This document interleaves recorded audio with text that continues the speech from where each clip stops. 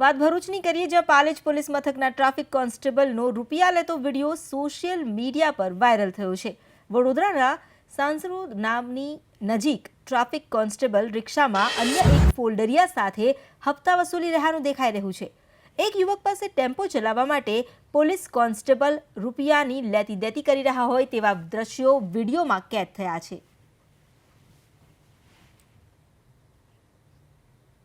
વધુ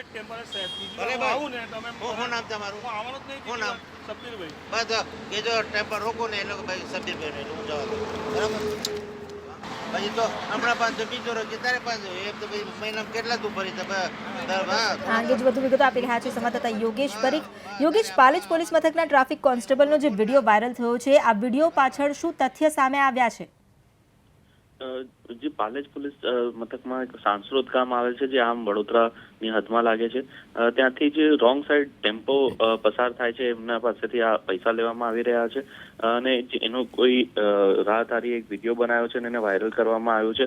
હાલમાં પોલીસ બેડામાં ખળભળાટ મચી જવા પામ્યું છે અને આ જે કોન્સ્ટેબલ છે એમની વિરુદ્ધ તપાસના આદેશો અપાય તેવું પણ મનાઈ રહ્યું છે। હાલ સુધી કોઈ તપાસના આદેશ આપવામાં આવ્યા નથી।